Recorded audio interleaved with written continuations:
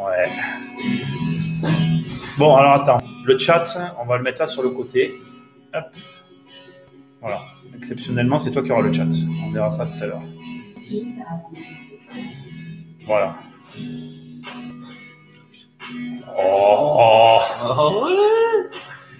Et on a le soleil. On est sur Insta, c'est bon. On va laisser le temps à tout le monde d'arriver. Bon, là, on a les sujets de deuxième partie d'émission. J'ai pas vraiment lu. On va attendre un peu que tout le monde arrive. Attends, on va faire ça, sinon on verra pas. Voilà. Il y a une personne déjà, salut. Pensez à liker, partager comme d'habitude. Je parle dans le micro un peu près, mais ça sert à rien normalement. On est tout bon. Eh, c'est 17h10. On est bien. Bon, on verra ça au fur et à mesure. Allez, ça c'est les sujets de tout à l'heure. Bonsoir à tous. On va laisser. Salut Mehdi. Ouais, là, tu as le chat ici de Facebook. Ça, c'est YouTube.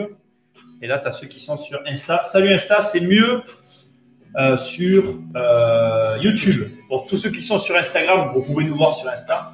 Mais c'est mieux sur YouTube. On va laisser la musique un peu fort 5 minutes, le temps que tout le monde arrive. Donc les lives, c'est tous les jeudis, je le rappelle. Salut Jérémy, salut Cyril. Il y a Jérôme, et oui, ce soir, je ne suis pas tout seul. Salut. Salut Mehdi, salut Cyril. On va laisser à tout le monde le temps d'arriver. Il y a Gabi en plus. Il y a Gabi ou ça? Si, il y a Gabi. Ah, salut Gabi. Allez. Bon, bah, je laisse un peu le temps à tout le monde d'arriver. Il est où mon truc? Il est là. Voilà. Bah, tiens, attends, on en profite. Vous likez, vous partagez. C'est ce qui nous aide le plus. Je regarde vite fait. Alors, attends, c'était quoi les sujets? Voilà.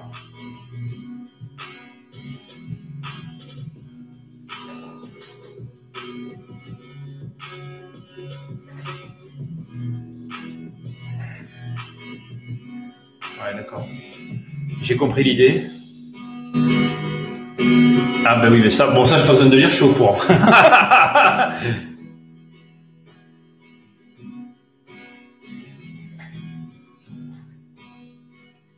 Salut Anne.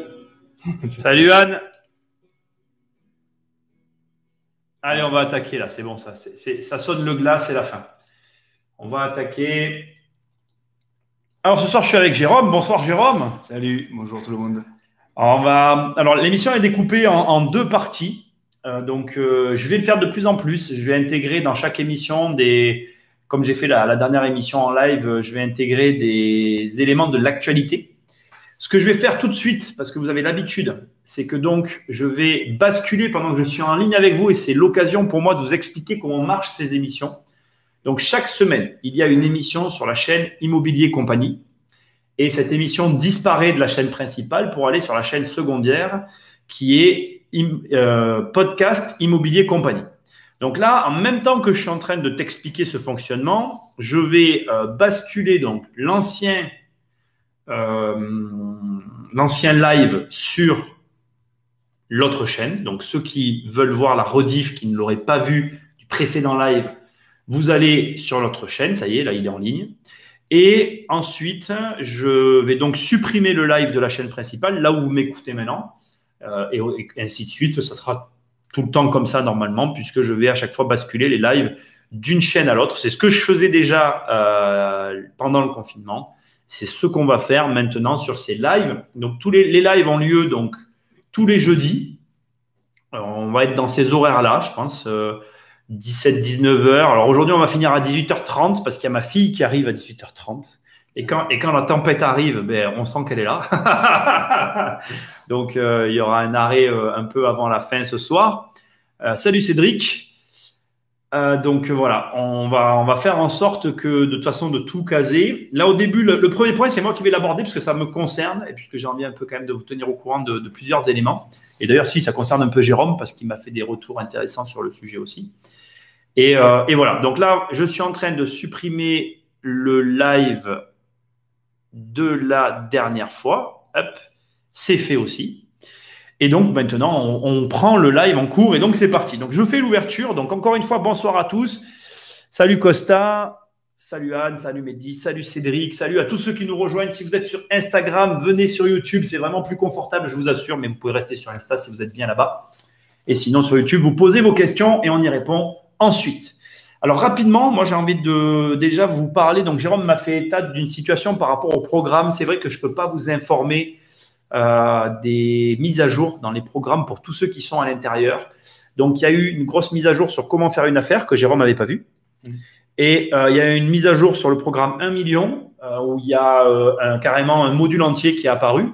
Donc, il y a normalement, à chaque fois que je rajoute des éléments, je fais une vidéo sur le groupe privé. Donc, si tu es dans le groupe privé, tu vas dans le groupe privé et tu vas avoir les informations de là où sont les nouvelles vidéos. Sinon, tu navigues un peu dans les programmes et je dois avouer qu'il y a des vidéos qui sont arrivées un peu partout dans tous les modules. Mais bon, après, c'est assez gros. Donc, malheureusement, là, tout de suite, je ne suis pas venu ici pour vous parler de ça. Je voulais juste vous dire, voilà, il y a du nouveau. Allez voir ceux qui y sont. C'était la première chose parce que Jérôme m'a fait remarquer qu'il y avait des vidéos qu'il n'avait carrément pas vues. Autre élément dont je dois vous parler, le livre. Alors, le livre, au moment où je parle, on est dans la grosse correction avant tout le cheminement du bouquin pour qu'il soit dans tes mains. Donc, le bouquin est fini, je peux le dire, parce que c'est le cas.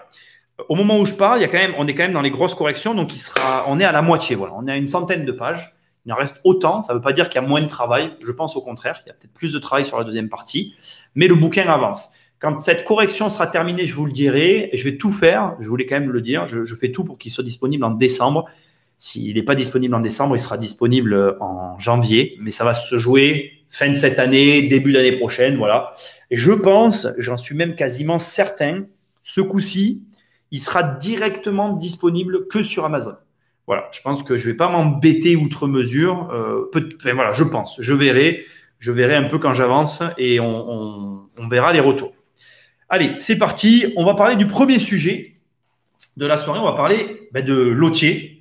Alors, c'est pas parce qu'il est là. On a quand même hésité, mais on veut quand même en parler.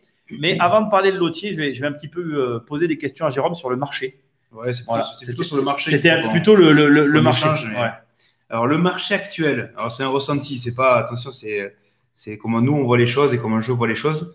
Il y a toujours des vendeurs, il y a toujours des acheteurs, donc ça pose aucun souci. Après, il est vrai que les dossiers qui étaient peut-être un peu justes et qui passaient à l'époque, on a notamment eu quelques refus, dont un où on se battra pas pour aller chercher parce qu'il était déjà limite avant et ça passe encore moins bien.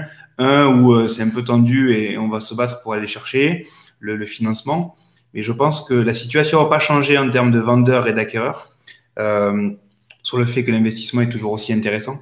Par contre, au moins jusqu'au 31 décembre, les banques pour l'instant sont un peu frileuses. C'est plus compliqué. C'est plus compliqué. Alors, à voir après au mois de janvier, suivant les annonces qui sont faites sur pas mal de choses. Ça aura sûrement un impact au niveau bancaire également. Mais ce qui est sûr, c'est que si vous avez un bon dossier, vous avez un temps d'avance sur vos homologues investisseurs qui emprunteraient la totalité, quoi. Mais même, je dirais que même ceux qui n'empruntent pas la totalité, mais qui ont un dossier un petit peu juste, aujourd'hui, je pense que c'est quand même plus compliqué pour eux. Et aujourd'hui, il faut un dossier plus. Ouais, tout à fait. Alors, disons que il faut au moins, alors on parlerait de chiffres, mais au moins avoir vos frais de notaire, au moins, et pourquoi pas 10 ou 15% d'apport sur le montant restant. Sur le montant restant en fait de la transaction. Et à partir de là, vous êtes bien et vous n'avez pas trop de soucis à vous faire si l'investissement que vous recherchez est rentable. Et à partir de là, vous pourrez toujours être serein sur un investissement. Alors, moi, ça me paraît logique de te poser la question parce que je pense qu'il y en a beaucoup qui se la posent. Est-ce qu'il y a quand même toujours autant de biens sur le marché ou c'est plus rare? Alors, j'ai eu des retours de clients qui m'ont posé la question, peut-être certains se reconnaîtront ou plus tard dans les rediffs, des biens reviennent sur le marché. Donc, je me dis qu'il y en a autant parce que certains reviennent suite au refus bancaire de certains. Donc, il y en a certains qui sont constamment sur des veilles de biens immobiliers et certains réapparaissent. Donc, ça veut dire que le système, le prêt bancaire n'a pas dû être obtenu par le futur acquéreur. Donc, pour moi, il y en a autant parce que certains sont revenus sur le marché. Et après, peut-être que certains veulent les garder parce que quand la rentabilité est bonne, peut-être vaut mieux le garder que s'en séparer. Pour aller dans le sens de ce que tu disais tout à l'heure, et je pense que ce que tu viens de dire appuie les propos que tu es en train de tenir, Si les biens reviennent sur le marché, c'est quand même signe que effectivement, donc déjà sur la partie bancaire, c'est plus compliqué, mais aussi que un bien qui revient sur le marché, il peut se déprécier parce qu'à force qu'ils reviennent et que les gens ne sont pas dupes, s'ils finissent par le voir et qu'ils commencent à rester, c'est quand même une situation pas confortable. Ouais, et puis même au niveau du vendeur, s'il revient sur le marché, admettons l'immeuble est vide. Je dis ça de cas où on a fait un chouette coup il n'y a pas longtemps pour un client où l'immeuble est vide, le process de l'offre d'achat dure quelque temps, le dossier bancaire on fait traîner et il revient sur le marché parce que le crédit n'a pas été obtenu. Et résultat, le vendeur il est un peu endetté, donc on a les cartes en main. Ouais. Et quand tu arrives avec un client qui a beaucoup plus d'apport que ce qu'on devrait demander, le dossier passe beaucoup plus facilement. Et la négo aussi, du coup. Et la négociation est quand même plus agréable. Tout à fait. Gabi nous fait la remarque. Alors aujourd'hui, en fait, les commentaires sont sur la droite parce que là, j'ai des articles d'actualité qu'on verra tout à l'heure. Gabi nous fait la remarque. Il dit pour la renta, c'est finalement, vous êtes là, donc l'agence est là pour ça. Est-ce que tu penses qu'actuellement, les agents immobiliers jouent le jeu et jouent leur rôle ou ça reste compliqué? Est-ce que tu vois dans quel sens Alors, pour la négociation? Ouais. Alors, moi, je ne suis pas pour négocier. Si on n'est pas là pour assassiner les gens qui vendent également, parce que, bon, c'est peut-être un futur acquéreur aussi. Et l'acquéreur est un futur vendeur. Donc, la justification de la négociation doit être justifiée, je me répète. Mais il faut derrière que ça soit cohérent. Si on va chercher un produit et derrière, on négocie de façon cohérente par rapport à de la rentabilité souhaitée par l'acquéreur, ça se négocie plus facilement que de demander une remise purement simple. Moi, j'ai des clients qui m'ont demandé simplement, est-ce qu'avec le Covid, on peut négocier? Et je dis, mais c'est pas comme ça qu'il faut que tu poses la question. C'est si le projet était rentable et que le Covid est passé, est-ce qu'on est là pour assassiner le vendeur parce qu'on peut gagner encore 10 000 balles? L'idée, c'est que s'il est rentable, il est rentable, quoi. J'imagine bien l'offre. Donc, je demande une baisse de prix pour raison de Covid. Je l'ai eu une fois. Je l'ai eu une fois en disant, est-ce que tu penses qu'on peut négocier maintenant parce qu'il y a le Covid? J'ai dit, moi, j'y vais pas en tout cas. C'est un peu difficilement argumentable, mais bon, il y en a qui… Ouais, mais après, si tu veux, le fait est que la personne, pour appuyer l'argument, si par contre il y a l'argent, là, ça s'entend plus par rapport au Covid, justement, même si c'est pas amené directement. Il a bon dos ce Covid. C'est ça, c'est sûr qu'il a bon dos. Ouais. Ah oui, la négociation, elle est facile à amener pour nous en termes de prestataire, pour vous. C'est de dire, suivant le dossier, je veux bien relever mes manches et y aller, quel que soit le montant, mais du moment où c'est justifiable. Si on peut pas le justifier, c'est que simplement une lubie de négocier pour négocier, c'est compliqué pour nous et je suis directement en première ligne. Donc ça veut dire que je peux demain arriver sur un projet à 300 000 avec peut-être 200 000 euros d'apport. Je suis plus serein quand je vais aller voir le vendeur que de dire il emprunte tout, mais il veut quand même baisser le prix énormément. Les arguments sont pas les mêmes. Et ça, on peut les comprendre. C'est pas facile. Et puis le Covid, il a quand même changé notre vie. Enfin, il a changé la vision de certaines personnes par rapport à la situation. Est-ce que tu penses que toi, par exemple, par rapport aux maisons, tu vois une différence? Parce que c'est vrai qu'aujourd'hui, on entend tout et rien, mais est-ce que tu vois une différence sur les maisons ou pas? Sur le prix? Ouais, ou la demande, les deux, le prix, la demande, les deux. Alors, en fait, c'est pas mon dada, les maisons. On en a parlé la dernière fois au téléphone. Je suis là, normalement, demain, on aura une offre pour une maison parce que c'était une opportunité de clients que j'ai rencontrés, qui sont venus nous voir. Et on va s'en occuper de la maison, mais c'est pas quelque chose où je suis hyper à l'aise parce que c'est un marché que je ne maîtrise pas. Il paraît que les gens recherchent plus maintenant des maisons avec un extérieur. On a un peu embêté dans le sud, c'est qu'on a tous des extérieurs. alors ceux qui sont peut-être plus en région parisienne vont aller chercher ça. Mais qu'est-ce que vous avez tous avec la région parisienne? Arrêtez de vous. Ça va pas. La semaine dernière déjà, j'ai eu des vannes qui étaient envoyées sur les Parisiens. Non, mais c'est pas de vannes. Mais oui, moi j'aime bien Paris. Il faut arrêter, c'est sympa. Alors voilà, pour te dire en fait, je sais pas. Il paraît qu'il y a plus de demandes pour des maisons avec extérieur que les maisons avec un balcon ou un extérieur ont pris un pourcentage en plus. Oui. Mais je peux pas te dire de façon factuelle. Pour toi aujourd'hui tu vois pas de différence. Bon, après c'est pas ton dada comme tu dis, mais c'est vrai que tu vois pas de différence notable, mais peut-être parce que finalement t'es pas forcément que sur ce marché-là ou c'est pas le gros de ton marché. Ouais, tout à fait. C'est ça. Ça va. On n'est pas. Ouais. T'as vu une question? Je vois que tu regardes. Non, la condition suspensive avec le financement à la marge de manœuvre négociation qui s'amoindrit. Effectivement, si vous avez la totalité en clause suspensive sur le crédit, c'est compliqué. Après, tout ça se fait, hein, ça se fait largement et c'est la plupart peut-être des cas. Mais si demain vous arrivez avec beaucoup de financement, avec un projet, c'est quand même plus simple. Déjà pour moi, parce que c'est quand même plus simple à présenter. C'est plus simple parce que… Avec peu de financement, tu as dit beaucoup. Non, avec beaucoup de financement, c'est plus simple. Non, c'est peu de financement. Peu de financement, oui, pardon. Avec peu de financement bancaire. Avec beaucoup d'apports, pardon. oui, peu de financement. Avec peu de financement et beaucoup d'apports, c'est plus facile. Vous rendez mon métier beaucoup plus simple.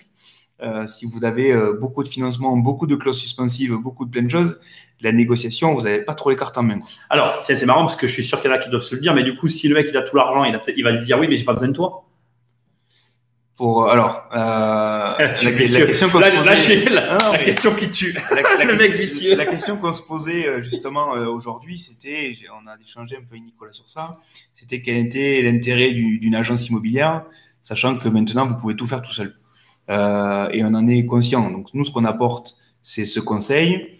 On a fait des négociations, ou j'ai fait des négociations où elle aurait peut-être eu une finalité différente si ça avait été fait par un particulier vers un particulier ou un particulier vers une agence. Ou même une agence lambda. Oui, voilà. Je pense pas que les négociations que tu as menées jusqu'à maintenant, tu les as pas menées de la même façon que si… voilà. Et tout à fait. Donc, je pense que vous êtes capable de le faire peut-être, mais on a une approche en tant qu'agence spécialisée où les gens entendent que nos clients en fait, font uniquement de l'investissement. Ils savent que s'ils nous font confiance sur une avis de valeur, c'est qu'on a derrière de la clientèle qui peut arriver facilement avec des dossiers quand même assez sympas. Donc, vous pouvez le faire, oui, mais il faudrait qu'on fasse un jour un jeu. On fait une négociation, on passe derrière, on fait la même pour voir laquelle pour voir avec un vendeur lambda, tu vois ce que tu veux et dire. voir jusqu'où on peut aller l'un et l'autre. Et je serais d'avis de prendre le pari, de savoir jusqu'où on peut arriver, l'un étant présenté comme un professionnel et l'autre présenté comme un particulier qui cherche à acheter. C'est vrai, ça serait intéressant, c'est un truc à faire. Alors, qui veut jouer? Est-ce qu'il y a du monde dans le chat? Avec du cash, tout est plus facile, nous dit Kenzie. Effectivement, et celui qui gagne, il a quoi? Il a la meilleure négo pour lui. Hein. Ouais, et puis ma sympathie. Éternel.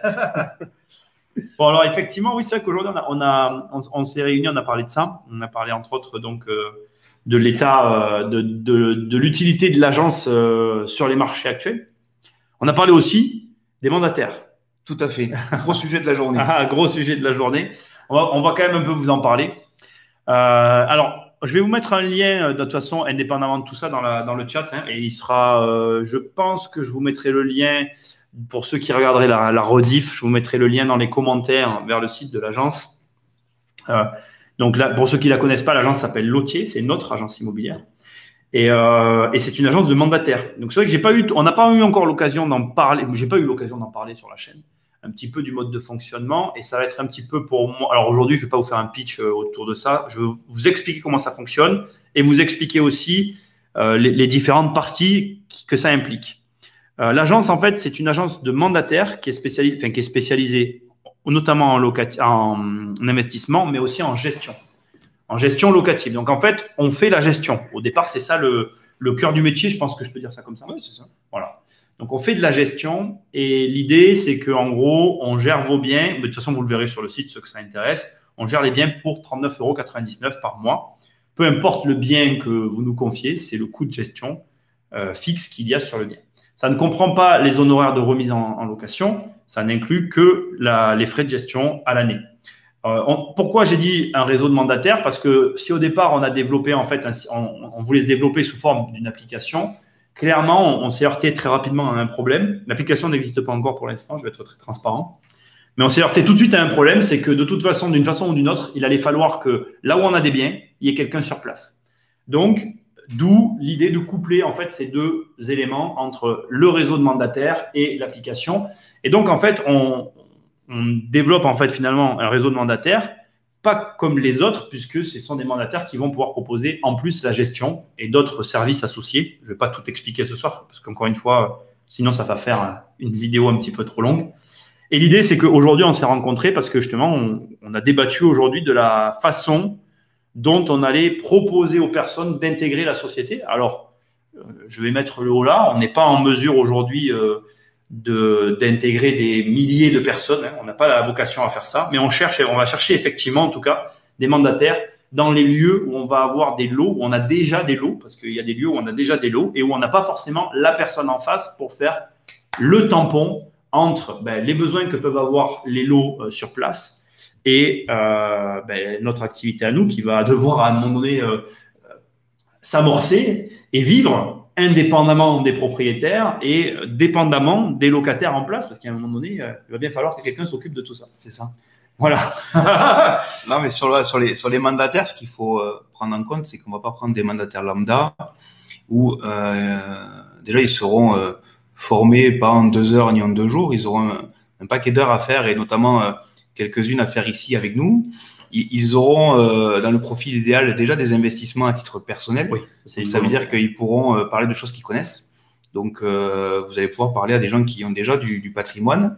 Même juste un seul lot, au moins il comprendra comment fonctionne l'accompagnement de l'investisseur parce qu'il est passé par là et peut-être par nos services avant. Hein. On peut avoir un client qui devient mandataire après parce qu'il a envie de continuer dans l'aventure, mais de ce côté-là. Pour répondre à Gabi, c'est 39,99 par lot. Hein. J'allais te poser la question. C'est pas l'immeuble de 20 appart. Hein. C'est par lot. Ouais. Donc voilà. Donc après, on a débattu aujourd'hui sur ça parce que c'est important d'avoir une ligne de conduite avant de vraiment lancer la promotion de ce recrutement. On va préparer un support, préparer plein de choses. On a du travail. On sait où on va. On y va tous les deux. Donc, des fois, ça prend un petit peu de temps de répondre à tout le monde. Il y en a certaines qui sont sur YouTube. Vous avez pas de nouvelles depuis quelques temps. Et vous inquiétez pas, je vais revenir vers vous. C'est juste que on est 2 derrière. On commence à avoir quelques mandataires qui souhaitent être partenaires. Qui font partie de l'aventure. Ouais. On a signé déjà des contrats et on se rend compte que si demain on en a beaucoup, on préfère être prêt avant de rentrer énormément. Et à partir de là, une fois qu'on sera organisé, on pourra satisfaire les demandes et surtout les satisfaire correctement. Je veux rebondir pour aller dans le sens de tes demandes correctes sur la question de Gabi.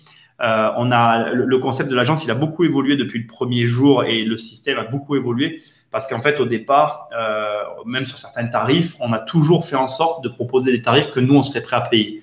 On en parlait aussi ce matin et tout ce qu'on essaye de faire, ça va dans ce sens-là. C'est-à-dire que d'ailleurs, c'était marrant parce que ça, on en a parlé, on ne le savait pas l'un l'autre. On a eu, je pense, tous les deux des occasions dans notre vie de rentrer dans des réseaux de mandataires. Et de la même façon, on essaye de proposer un service où, si c'était à nouveau notre chance de rentrer, on rentrerait avec moins d'hésitation que les fois où ça nous a été proposé et où du coup, on s'est dit non, c'est pas pour nous, quoi. Donc, j'ai tout ça pour vous dire que ce qu'il vient de dire, je vais dans son sens, hein, c'est-à-dire, on essaye de faire quelque chose de sérieux et de pas. Des fois, ça prend un peu plus de temps que prévu. Mais on essaye de faire quelque chose qui soit cohérent avec les besoins du marché et avec ce qui s'est dit tout à l'heure quand on parlait de négociation en rigolant, où finalement, on a conscience qu'aujourd'hui, avec les technologies actuelles, les clients, les internautes, vous avez quand même la possibilité de faire ce métier quelque part sans nous. Donc, si nous, on ne vous propose pas quelque chose en plus, quelque chose qui a une vraie utilité et qui est dans des tarifs qui sont cohérents par rapport à ce qu'on vous propose, moi, je vais le dire en toute transparence ce soir.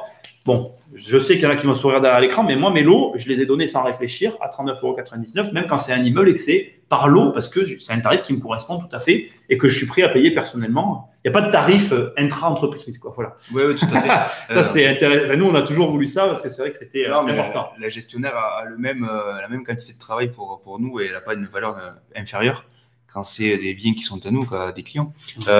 Qu'est-ce qu'on a de si spécial pour gérer? En fait, c'est la connaissance du marché et les erreurs qu'on a pu faire et le fait d'avoir des investissements, nous, qui nous permettent de pouvoir gérer. La gestionnaire qui travaille avec nous, Carole, est très méticuleuse dans son travail.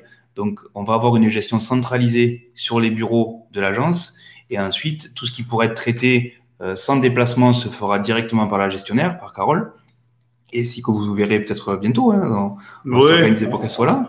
On fera des émissions sur la chaîne peut-être de l'agence directement. Et quand elle a besoin d'un relais sur place, c'est là où notre agent d'investissement sera sur place.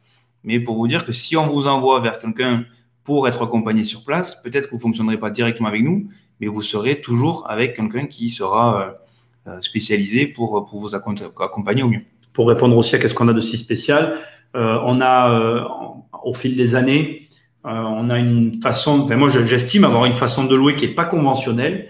Et donc, effectivement, j'ai demandé à la gestionnaire de calquer le système sur ma façon de louer. Après, il y a des choses, voilà, il y a eu des discussions, on n'est pas forcément d'accord, mais on est en train de travailler là-dessus. Donc oui, là aussi, à ce niveau-là, on a quand même quelque chose de particulier, c'est-à-dire que je pense que ça ne sera pas une décision unilatérale. Les agences classiques, elles ont l'habitude, enfin, les clients des agences classiques, ils ont l'habitude de dire « je vous donne la gestion », l'agence, elle dit oui. Là, on aura quand même, il faudra d'ailleurs qu'on en parle, qu'on ait au moins une explication sur la manière de faire, parce qu'il faut que le propriétaire soit aussi d'accord avec notre philosophie qui, et là je suis aussi honnête, n'est pas la philosophie de tous les propriétaires. Donc effectivement, voilà, on essaye de faire pas différemment des autres parce que le métier reste le même, mais on a des petits détails qui font une différence malgré tout à l'arrivée. Bref, tout ça pour dire que on va vous en reparler plus en profondeur, mais sur le site, dans pas longtemps, il y aura un espace pour les mandataires et pour que qui veuille nous rejoindre puisse le faire. Bon, comme l'a dit Jérôme, il y aura quand même des conditions. Hein. Si tu vendais des saucisses hier, ça risque d'être un peu compliqué. C'est pas la foire à la saucisse. Voilà, c'est pas la foire. Même si j'adore les barbecues et que j'aime bien la saucisse, à un moment donné, tu vends pas une maison comme tu vends une saucisse. Et c'est pas une question que de formation. Voilà. C'est vrai que je pense pas. Pour moi, c'est pas qu'une question de formation. C'est bien TTC, hein. C'est pas hors taxe. Hein. Oui, c'était. Ah, il y en a quelqu'un qui a demandé hors taxe, mais c'est TTC. Gabi. C'est Gabi. Gabi, il est dans le détail. C'est TTC, c'est normal. Voilà, il faut qu'on parle de choses qui sont comparables et le TTC, vous pouvez facilement le comparer. Ouais, c'est du TTC, tout à fait. Bon, voilà, donc vous avez de toute façon le lien du site dans la description. Il y a un numéro de téléphone si jamais quelqu'un a besoin de renseignements sur n'importe quelle question qu'on vient d'aborder. On va passer, si tu es d'accord, parce que le temps passant et le prochain sujet risque, je pense, de durer un peu plus longtemps parce que je sens que là, on va faire comment dire, on va faire réagir dans les commentaires. On a décidé qu'on allait parler du Bitcoin. C'est ça. Il paraît qu'il explose en ce moment. Non, c'est pas il paraît. Attends, attends. Il est passé à 12 900 $. Voilà. Il était sur les 5 000 et quelques pendant la crise, pendant le Covid. Attends, je regarde. Je nous mets la courbe. On va parler un peu des crypto-monnaies. Rien à voir, hein. On passe du coq à l'âne, mais c'est ça qui est rigolo. On va parler un peu des crypto-monnaies. Oh, ben pourquoi ça me fait ça?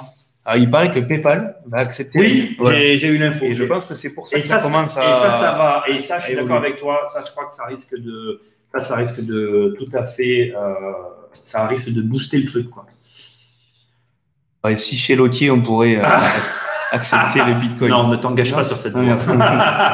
Non. Alors attends, pourquoi tu dis? Moi, j'y regarde. C'est un euro. Là.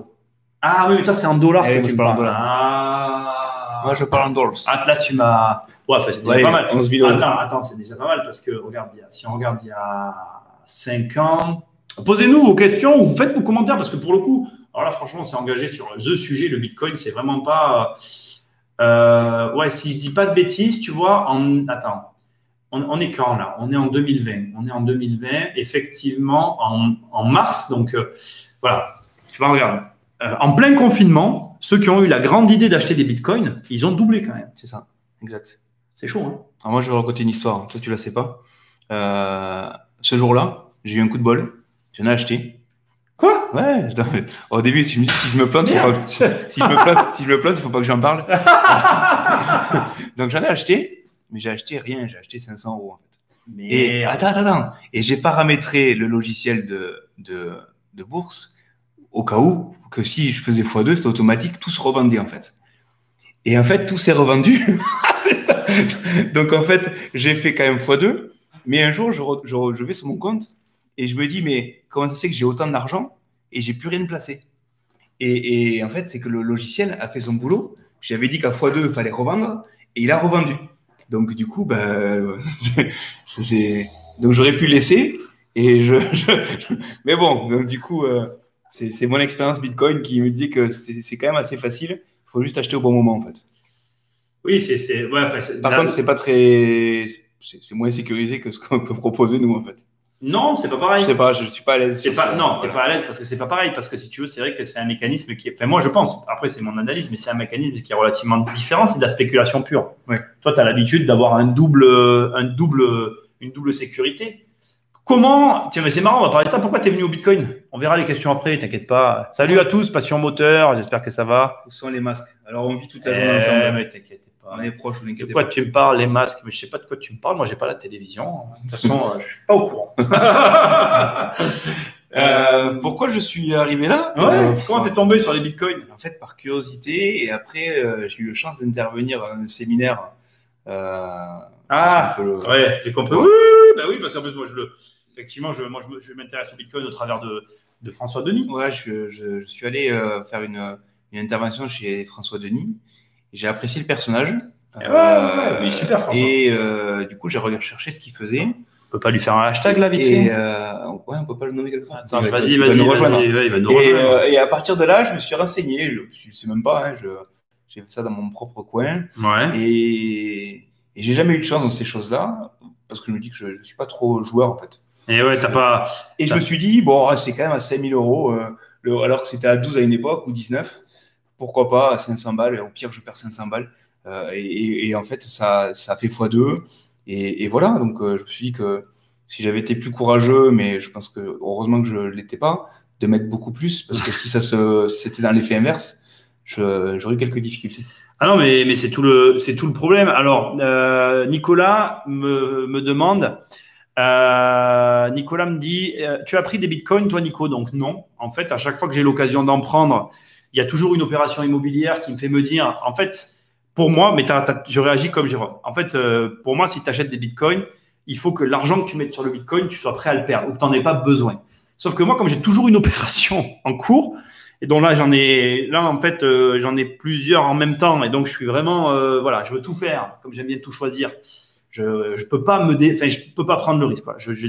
Comme dit Jérôme, je peux pas me permettre de perdre une fraction de ce dont je risque d'avoir besoin pour la suite.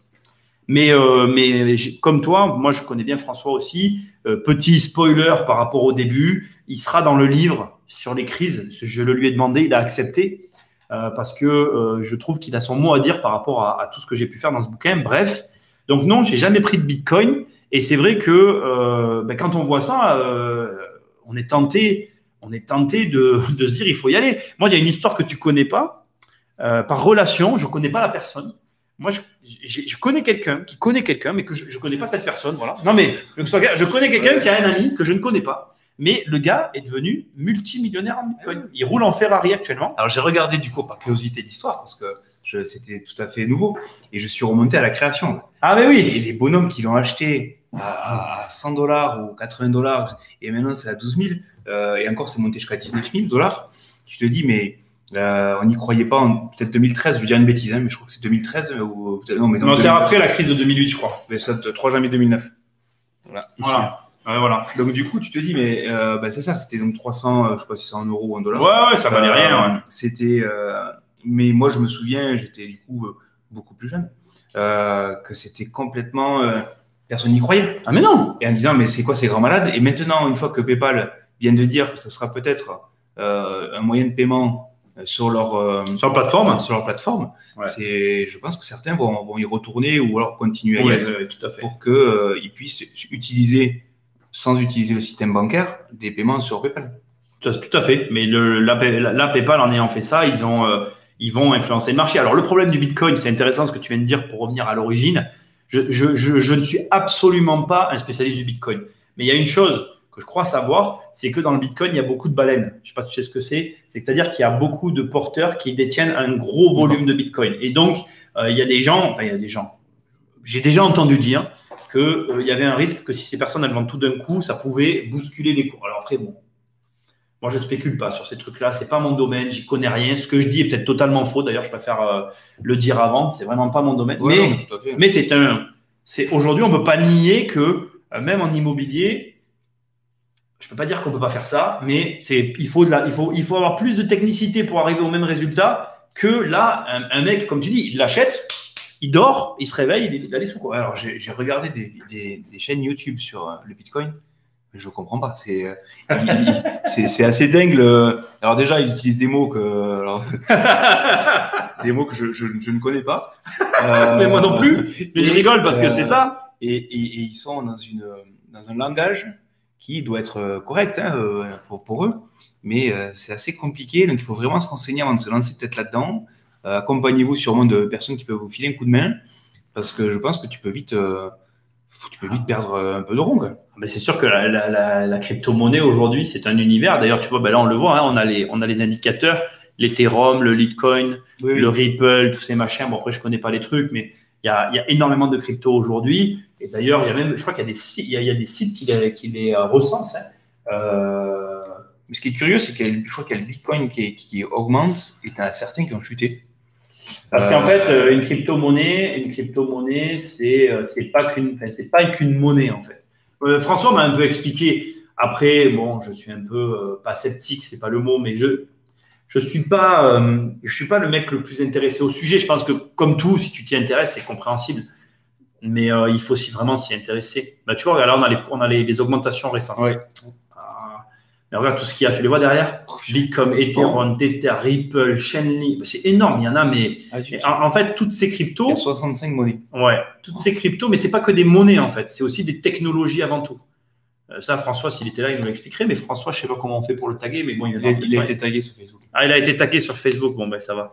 Et du coup, c'est vrai que non, c'est un monde à part. Mais c'est vrai que ce que tu dis est vrai. Il y a une montée en flèche des cryptos. Et d'ailleurs, ça me fait un pont qui est intéressant, je trouve, c'est que cette crise du Covid, si tu regardes, elle profite vraiment au marché Internet, quoi. Ouais.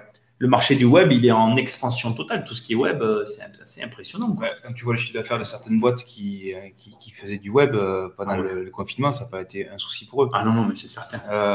Gabi, j'ai l'impression que tu es adepte au langage de Bitcoin. Ouais, oui, lui, Gabi, il connaît toutes les diminutions. Mais ouais, non, mais bon, je me renseigne, moi j'aime bien. Ouais, mais moi je trouve ça intéressant. Et après, en parler justement, peut-être qu'on n'a jamais parlé avec François, peut-être que le fait de parler avec un passionné et quelqu'un qui connaît vraiment les choses, ça va être encore plus sympa d'approfondir ces éléments qu'on ne maîtrise pas, qu'on ne connaît pas. C'est ça. Passion Moteur est d'accord. Il dit que le fait que PayPal accepte les paiements va faire monter les cours et je suis d'accord avec toi. On a eu une question qu'on n'a pas vue de Frédéric Farel qui nous demande s'il va falloir une carte pour être mandataire. Non, le principe des mandataires, c'est que tu utilises. On revient sur. Désolé, on fait une digression, c'est ça? Digression ou digression, je ne sais jamais. Bref, on revient en arrière. Tout à l'heure, on parlait des mandataires. Donc, en fait, non, bien sûr que non. En fait, c'est moi le porteur de la carte et elle est déléguée à Jérôme et à toutes les personnes qui sont dans la structure, en fait. Donc, du coup, dès l'instant que tu travailles pour le réseau, tu bénéficies de la carte, du coup, de transactions et de gestion. C'est ça, tout à fait. Pourquoi tu rigoles? Non, j'ai Gabi qui… Ah oui, interviewer. Bon, Gabi, les interviews. Alors, je vous l'avais dit. Les interviews, moi, je suis très ouvert aux interviews. Interviewer Asher et interviewer qui vous voulez. Le problème, c'est que ces mecs-là, quand tu les contactes, dès qu'ils ont un peu d'abonnés, ils ont un impresario où ils te disent que c'est compliqué. Bref, les interviews, moi, je suis très ouvert à ça. On va reprendre l'ancien système, de toute façon. Oui, alors, tiens, tu peux me faire passer ça là-bas? Alors, les mecs, je vais vous expliquer où on en est. Tout ça, c'est du matériel, parce que je galère comme un rat mort, excusez-moi l'expression, pour arriver à faire en sorte, donc je vous l'avais expliqué, qu'on puisse faire les vidéos derrière avec un truc beaucoup mieux, parce que là, tu vois, la lumière, elle est un peu… bon, ça va pas du tout. Donc là, on a commencé à recevoir les prémices du matériel, au plus tard le 5 décembre, mais ça devait déjà arriver le 5 décembre. Donc, on est vraiment en avance sur les délais. Donc, dès que j'ai le matos, je vais tout installer et les lives seront beaucoup mieux. Ce sera beaucoup plus agréable de regarder les vidéos que comme on est là. Mais pour l'instant, on est comme ça. Donc, des interviews, oui. Le problème, c'est que ça risque de prendre un peu de temps et puis qu'il faut que je puisse les faire correctement. Qu'est-ce qu'on a comme question? Gabi qui disait merde, je pensais que c'était ton livre. Non, mon livre, non. Mon livre, ça avance bien, mais on l'a déjà vu tout à l'heure. Bref, la crypto-monnaie, ça va vachement évoluer. Il faut voir quand… Mais je l'ai reçu. J'ai reçu un mail de PayPal qui me disait qu'ils allaient effectivement basculer là-dessus. Bon, écoute, c'est bien. Tu sais qu'il y a des appartements qui… Je ne sais plus dans quel pays. Je crois qu'il y a un pays qui accepte les bitcoins. Je ne veux pas dire de bêtises, mais… Il y en a certains qui sont peut-être dans la crypto-monnaie sur Facebook, sur YouTube ou sur Instagram. N'hésitez pas pour avoir votre avis. Ouais, parce que c'est vrai que nous, on n'est pas des experts du sujet en tout cas. Donc, on a parlé des cryptos. On va passer maintenant au sujet d'actualité. On a sélectionné 3 sujets d'actualité pour ce soir qu'on a trouvé rigolos. Hein? Si vous avez des questions, vous nous les posez. On y répond au fur et à mesure. D'habitude, je dis après, mais là, c'est au fur et à mesure. On va commencer par… Allez, on va commencer par… On va commencer par ça. Allez, on va commencer par ça. Allez, le premier sujet d'actualité ce soir. Les Français sont un peu moins confiants qu'en mai sur l'aboutissement de leur projet IMO. Tout à l'heure, tu en as parlé. On en a même un qui a arrêté complet. Il a disparu de la circulation. Ouais, il faudrait que je l'appelle d'ailleurs. C'était le dossier passé avant, il passait plus après. Et bon, et du coup, on va peut-être lui passer un coup de fil pour savoir où il en est. Mais aux dernières nouvelles, il voulait faire se mettre un peu en stand-by parce qu'il avait pris un petit peu un coup au moral suite à ce refus-là qui passait avant et qui passait plus après. Alors en fait, en gros, déjà le titre et l'article qui a été fait aujourd'hui prend des informations, c'est des analyses qui viennent de Se Loger, etc., de différents éléments. C'est lié notamment à ce que tu as dit tout à l'heure, le fait que les Français sont moins confiants qu'en mai sur l'aboutissement de leur projet IMO. C'est lié notamment au fait que les banquiers sont plus durs, que c'est plus compliqué d'avoir un prêt. Donc je pense que ça rentre clairement en ligne de mire. Il y a un facteur, moi j'ai entendu un économiste qui disait que à terme, les prix de l'immobilier allaient forcément baisser. Est-ce que tu penses que c'est vrai? Je sais pas. Non, pour l'instant, pas d'avis sur la question. Ouais, non, mais sur l'effet instant. Nous, sur quoi on peut se baser, c'est l'instant T en fait. C'est que pour l'instant, les prix dans les zones où moi je connais bien le marché n'a pas baissé. Les investissements n'ont pas acheté, n'ont pas été modifiés. Le foncier va pas baisser non plus.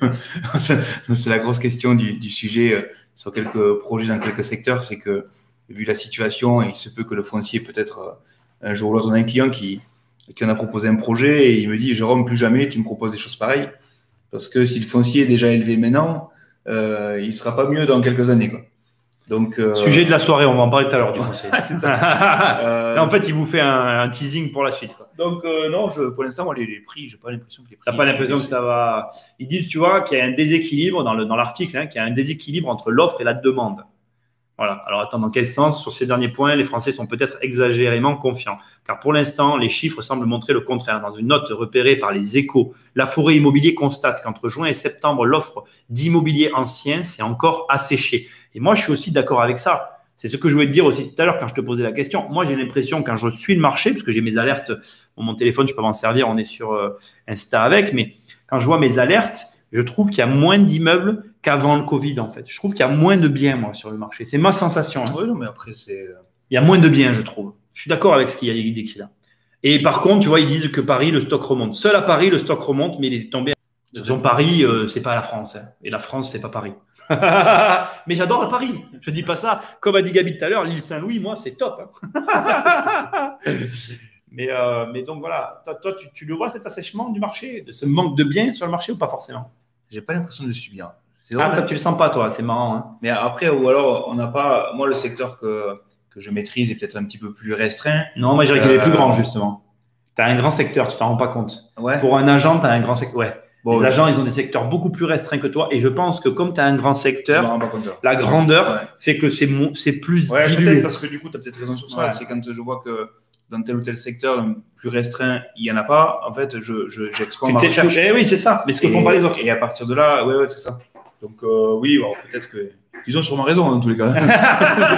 Je veux pas, moi, être dans mon coin et avoir la bonne, mais ça va dépendre. Peut-être que le fait d'être beaucoup dans un secteur limite après les propositions de biens. Moi, je vais quand même me la ramener un peu parce que j'ai le droit. Pendant le confinement, j'avais dit quelque chose et je suis très content parce que je l'ai entendu là récemment. Et ça m'a fait très plaisir. Et dans mon bouquin, je l'ai écrit, qui va parler donc des crises. Et j'avais dit que s'il y avait un des premiers impacts qu'il y aurait pour la crise du confinement, c'est dans certains endroits une baisse des loyers.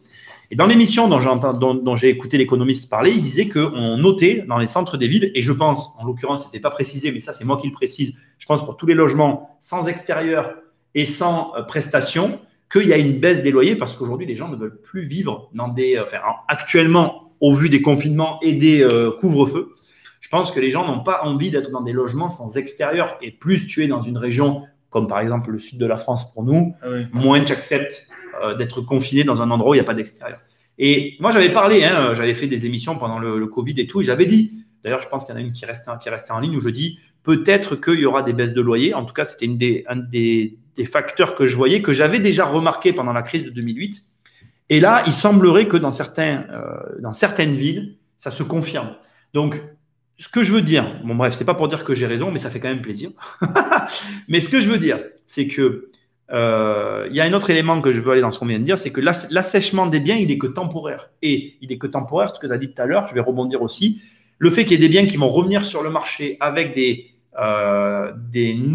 refus de financement, plus le fait qu'à un moment donné, ça va se régulariser, c'est-à-dire que là, il y a eu un assèchement du marché. Pourquoi? Parce que les agents immobiliers sont restés bloqués à l'intérieur, ils n'ont pas pu aller chercher des biens. Comme ils n'ont pas récupéré des biens, mais il y en a moins sur le marché, le fait qu'il y ait eu cette crise, il y a des gens qui ont peur, ils refusent de vendre parce qu'ils se disent je ne vais pas vendre et me retrouver avec de l'argent, parce qu'en ce moment, avoir de l'argent, c'est tout sauf une bonne idée.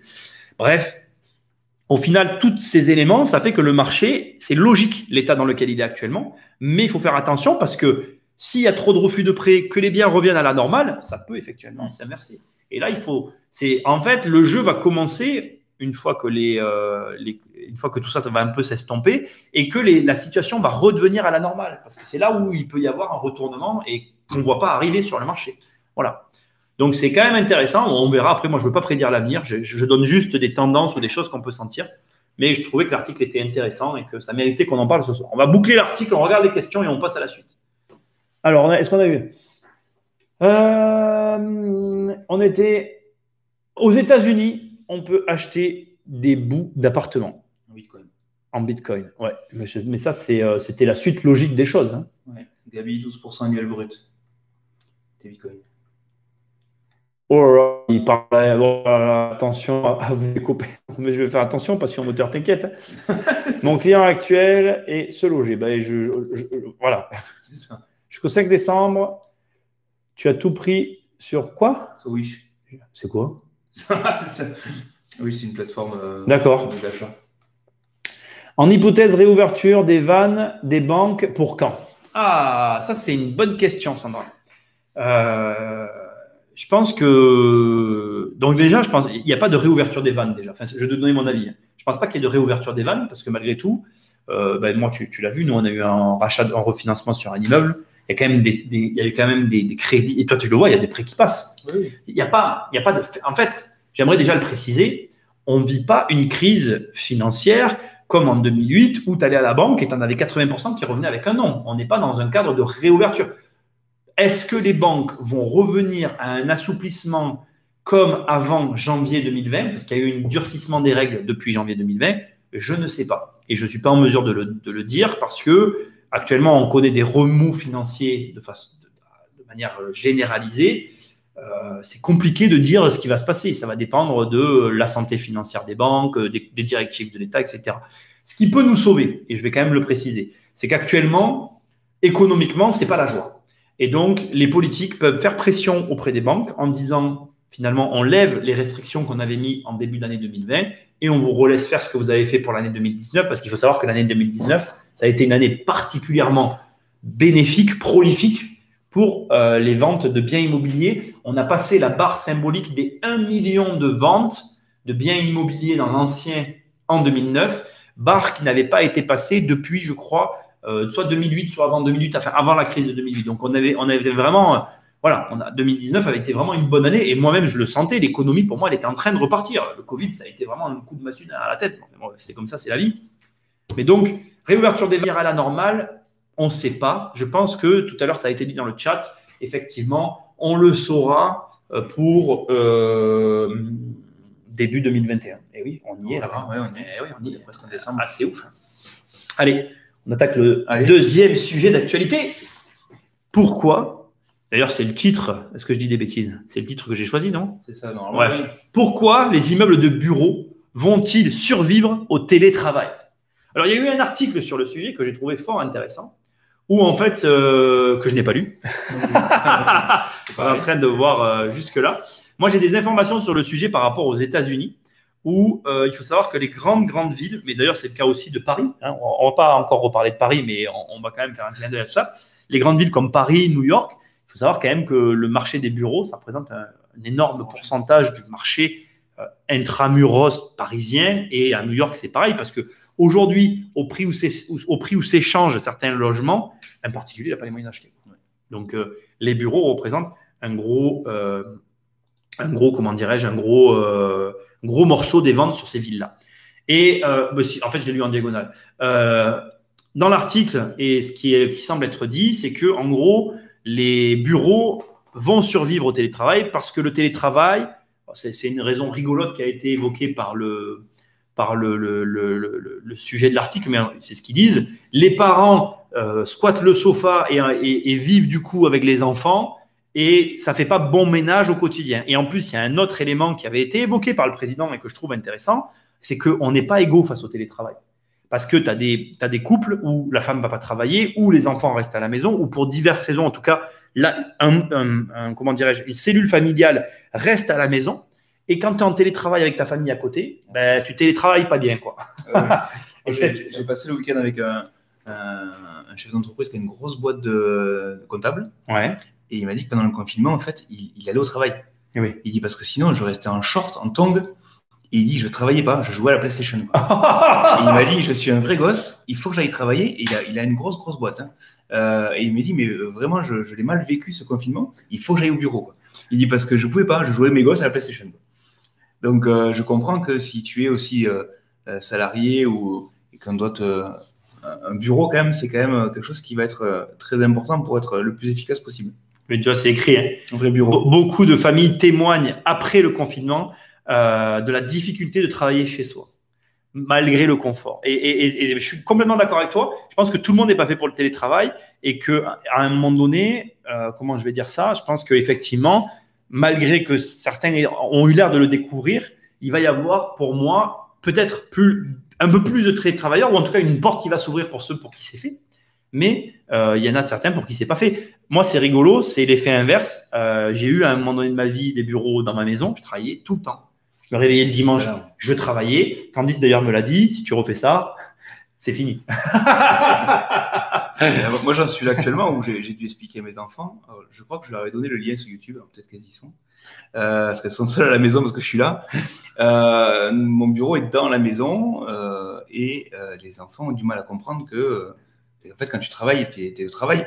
Et moi, j'arrive à faire la part des choses. Quand je rentre dans le bureau, je travaille. Et par contre, bon, c'est vrai, la reprise entre midi et deux, des fois, elle est un peu compliquée, tu vois.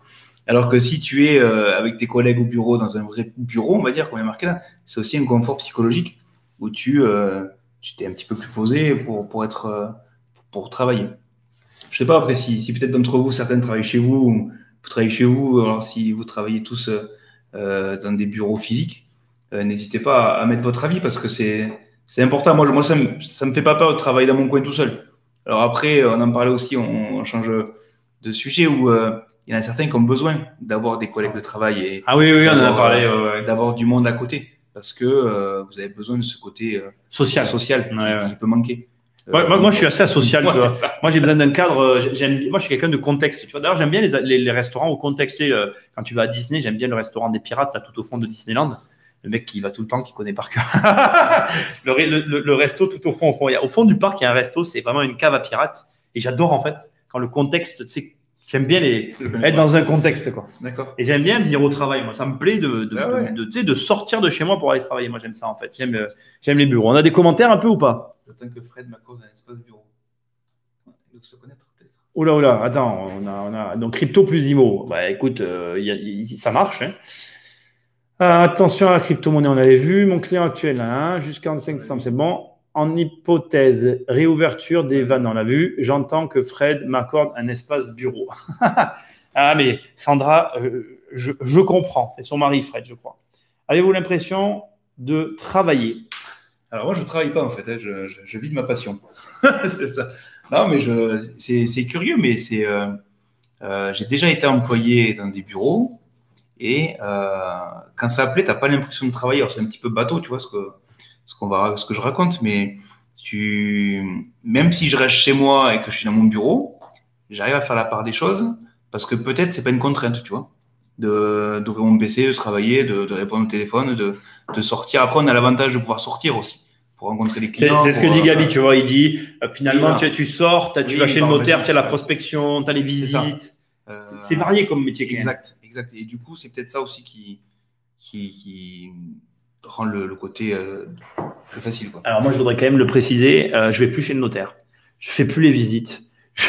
Je suis devenu un rat de laboratoire. Donc, ça évolue après tout ça. Ça dépend aussi de plein d'éléments. Ça dépend aussi de tes choix. Parce qu'à un moment donné, tu ne peux plus tout faire. Il m'arrive encore de sortir. Mais des fois. Ça voilà. ressemble à des emplois fictifs, tout ça. Alors, je vais raconter une blague. C'est sur un notaire. On a un dossier en cours où j'ai un notaire qui m'envoie un mail un lundi matin et qui me dit qu'il me vous voit et il me demande de me voir. En fait. Ah oui. Et je lui réponds on peut se téléphoner, il n'y a pas de problème. Et il m'envoie un message en me disant j'insiste, je veux vous rencontrer, Jérôme, etc. Donc je lui réponds excusez-moi, j'insiste également, mais j'ai un téléphone, vous pouvez vous en servir. Non, mais attends, parce que tu devrais juste préciser que c'est un gros dossier. Oui, c'est un gros dossier avec quelque chose quelques bricoles à régler. Voilà, bricole. Et le dernier mail de sa part, donc tout ça, c'est à 6 h du matin, d'accord. Le dernier mail de sa part, c'est salut Jérôme, tu m'as pas reconnu. Et en fait, je tape son nom sur Google et c'est un copain que je connaissais. Je savais pas qu'il était notaire et je connaissais pas son nom de famille. Et donc, je me suis retrouvé à 9h30 à boire le café avec lui et tous les problèmes sont réglés. et heureusement. Donc, ça fait du bien de sortir des fois parce que ça permet de rencontrer des gens qui sont assez importants dans nos activités. Après, on rigole, mais c'est un métier de relationnel aussi quand même beaucoup. Oui, c'est un métier de beaucoup de relationnel, d'intelligence sociale parce que tu fais beaucoup d'interactions avec d'autres êtres humains. Ça fait un peu, mais c'est ça en fait. On a beaucoup de relations et tu travailles pour des gens qui te confient le projet de leur vie quand même. Ça aussi, on a tendance à l'oublier, mais toi qui nous regardes, vous qui me regardez ou qui nous regardez, quand tu achètes un immeuble, très souvent, c'est quand même pour relativement longtemps parce que tu signes quand même un prêt de 15-20 ans de façon générale. À l'opposé, quand tu achètes ta baraque, ben, pareil, tu vas quand même un petit peu vivre à l'intérieur. Donc, au final, quand tu mets tout bout à bout, ça reste un métier de relation et où, comme tu dis, il y a un moment donné, tu es obligé de sortir et d'aller rencontrer les gens parce que si tu t'expliques pas avec eux, ben, tu restes enlisé dans des problèmes qui sont parfois ridicules, ce qui était le cas ici. Pour le coup, voilà. C'est ça. On a eu des questions? Il y en a. Bon, on va passer l'emploi fictif. Ah ben oui, on va pas. Bon, écoute, l'emploi fictif, nous on n'est pas des hommes politiques, je sais pas de quoi tu parles. Ce qui n'est pas vrai ma réponse parce que tu peux faire des emplois fictifs dans une entreprise, mais nous on n'en fait pas, donc désolé, je me sens pas concerné. Avec le télétravail et la crise sanitaire et économique, investir dans les bureaux, c'est un suicide. Alors, mais j'aime beaucoup cette remarque. Eh ben je suis pas d'accord. Et non, parce que moi j'irais plus sur les plateaux, tu vois, où on pourrait faire des open space ou des choses comme ça. Et même, je vais te dire que si tu penses ça, moi j'allais plus simple que ça encore. J'allais dire, si tu penses ça, c'est que tout le monde le pense. Et du coup, si tout le monde le pense, il y a de grandes chances que c'est ce qu'il faut faire en fait. C'est ça, et il faut y aller. Ouais. C'est le plus dur d'ailleurs. Je dis pas c'est le plus simple. Moi, on peut en parler. J'achète un commerce vide. C'est pas facile dans un certain sens de l'acheter comme ça. Mais je me dis, personne n'a envie de le faire en ce moment. Donc, c'est le moment de le faire, en fait. C'est parce que personne n'a envie qu'il faut y aller. Alors, bien évidemment, après, voilà, il faut vérifier qu'il soit bien placé, etc. Je te passe tous les trucs, je te rassure, c'est fait. Mais ce que je veux dire dans ta remarque que je trouve très, très, très intéressante, vraiment, c'est justement parce que tu penses ça et que beaucoup de gens doivent penser pareil. En ce moment, je pense que personne veut investir dans des murs commerciaux. Ben, dis-toi que c'est peut-être ce que tu dois faire. Ah, il y a François Denis, putain, on l'a pas vu. Il y a 20 minutes. Merde. Mais c'est facile, le Bitcoin en vrai, il dit « Salut François, désolé, mais t'es sur Facebook, viens sur YouTube aussi !» Bon, on reparlera des Bitcoins dans un instant. Hein. C'est toujours là. Ouais, c'est toujours là. Beaucoup de gens pensent à la souffrance avec le travail. Peut-être parce qu'ils ne sentent pas bien là où ils sont. Gabi, tu es dans la philosophie, là, ça me fait mal. Le travail, le problème, c'est que c'est la société qui t'aime. Enfin, moi, je vais répondre, tu répondras après. C'est la société, nos parents qui veulent qu'on ait un travail comme ci ou comme ça. Puis tu as des gens qui les écoutent, tu as des gens qui les écoutent pas, tu as des gens qui ont besoin de les écouter pour se sentir bien, tu as des gens qui ont besoin de les contrarier pour se sentir bien. Moi, je pense que le travail, c'est avant tout un choix personnel. Je vais… Jérôme, là, tu fais des bêtises. C'est bon. Moi, je pense que le travail, c'est avant tout un choix personnel et je pense très sincèrement que il faut être capable de faire des choix qui sont les bons choix pour toi. Voilà. Donc, c'est très difficile. Mais oui, le travail pour beaucoup, c'est une peine. Ça doit être quelque chose de pénible. Si ce n'est pas à la sueur de son front, ben, ce n'est pas du travail. Mais ils n'ont pas forcément raison, ces gens-là. Puis le travail, c'est la santé, par exemple. Moi, je ne me vois vraiment pas arrêter de travailler. Hein. Non, Pour moi, je suis au début de ma carrière. C'est-à-dire que pour moi, là, c'est le début. C'est maintenant que ça va devenir drôle. Et c'est là que je vais pouvoir commencer à m'amuser, quoi. C'est parfait. D'accord. J'en reviens pas contre rien. J'ai une locataire qui est secrétaire en mairie. Elle m'a dit qu'elle arrivait à faire 2 fois plus de travail chez elle en moins de temps, car pas dérangée par les 5 minutes pour rien. Alors, Nicolas, écoute, les secrétaires de mairie, c'est un mauvais exemple. J'aime beaucoup les secrétaires de mairie, PAE, mais en ce moment, les mairies, ils avancent pas. Et j'ai pas vu la différence, voire même j'ai trouvé que les délais s'étaient rallongés avant et après le confinement. Donc, peut-être que ta locataire est la seule à qui ou qui est capable de faire ça, mais en tout cas, en ce qui me concerne, je suis sceptique. Ouais, je sais. Alors, j'ai pas eu de contact avec les administrations. Mais c'est vrai que. On attend un papier là, on attend un papier, c'est normal. On attend un papier, comment dire, on attend un papier. Bon, attends, il faut, c'est sûr. Vas-y, parle. Après, je pense que le télétravail, c'est dans les collectivités, ça peut s'organiser suivant le type de collectivité. Parce que tu as certains, moi j'ai déjà eu affaire à des gens du service ressources humaines d'une grosse agglomération et la personne travaillait chez elle. Le problème, c'est qu'elle n'avait pas les données, comme elle n'avait pas ses documents, parce que tout était sur les serveurs, mais chez eux, et ils s'étaient pas préparés à avoir des documents accessibles à distance. Donc elle disait que, je crois qu'elle allait une fois peut-être, je sais plus ce qu'elle me disait, et parce qu'elle avait rien pour travailler. Oui, c'est ça. Donc c'était pas le fait qu'elle n'était pas active, c'est qu'elle n'avait pas tout. Ici, en fait. Elle n'avait pas tout ce qu'il fallait. Mais le problème c'est ça, c'est que bon, moi je suis pas à leur place, mais nous on attend un papier, comme je te dis, on aurait dû l'avoir déjà, ça fait 1 semaine et demie, ça avance pas, ça m'énerve. Bien vu.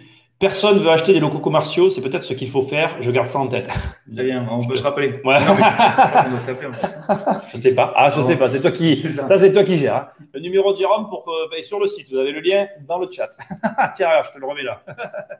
Ici et ici. Tu l'as aussi si tu es sur Facebook, je te mets le lien. Hop là, voilà, ça c'est fait. C'est réglé. Ok, alors je viens sur YouTube. Ah, il est là, François. Bon, François, alors rapidement, François Denis nous a rejoint, l'expert en Bitcoin. Donc, je disais que François, tu confirmeras dans le chat, il allait donc participer au prochain livre, puisqu'on arrive au bout, François, donc tu seras au courant. Et on disait que le Bitcoin avait drastiquement monté, que nous, on n'y comprenait rien, mais que, bon, là, on ne pouvait pas nier l'évidence. Il y avait 4 ronds à gagner.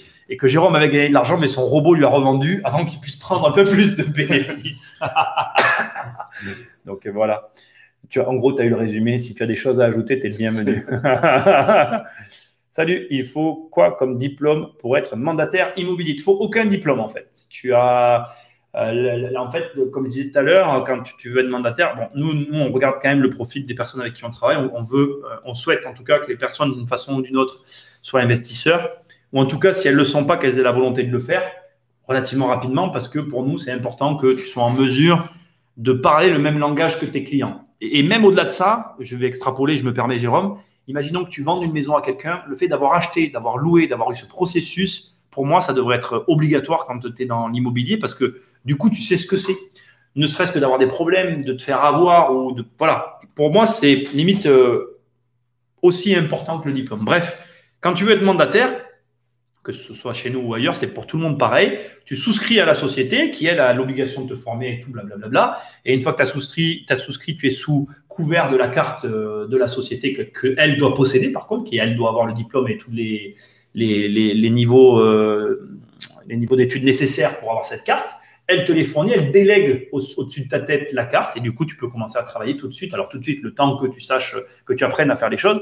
Mais voilà, en gros, tu n'as besoin de rien à part de trouver une boîte qui corresponde à ta philosophie. Ça, c'est le plus important.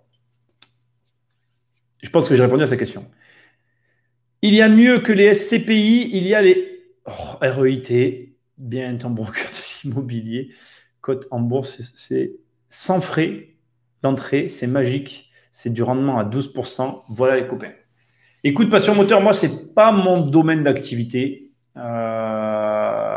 Je suis pas très fan. En fait, je suis pas fan de tous les placements où tu n'as pas comment on appelle, un lien direct avec le placement. Là, si tu veux, il y a toi, la société de gestion et le placement derrière. Ça fait qu'il y a des intermédiaires. J'ai horreur de ça. Moi, il faut qu'il y ait moi et le placement. Rien entre lui et moi. Parce que si demain, tu as besoin d'argent, quoi que tu achètes, notamment les SCPI, tu verras que voilà, tu n'as pas la maîtrise totale de ce qui se passe. En tout cas, nous, on l'a sur nos biens immobiliers. C'est ce que moi, je préfère. Alors, qu'est-ce qu'il m'a dit, François? Ok, alors, je veux bien sur YouTube. Parfait. Oui, c'est que le début pour le Bitcoin, là. C'est un gros signal pour un prochain potentiel bull run. Il parle bizarrement. Alors, mais le bull run, c'est les termes, le bull run, c'est les termes de bourse. Une clôture hebdomadaire et mensuelle à 12 millions de dollars 200, ça serait génial pour les mois à venir. Et, alors après, moi je vais quand même vous le dire, parce que je suis un mec qui. Moi je suis François, et il avait annoncé, hein, c'est-à-dire que François, tu me corrigeras ou pas dans le chat, tu avais annoncé, je me rappelle, je crois que c'était en septembre, le 7 ou le 14 septembre, tu avais dit rentrez les gars, ceux qui ne rentrent pas vont le regretter. Le 7, hein. Non, il l'avait dit. Oui, voilà, je suis obligé de le reconnaître. Moi, j'apprécie beaucoup François, j'ai pas de problème à reconnaître les choses. Et François l'avait annoncé, hein, franchement, c'est vrai. Ça.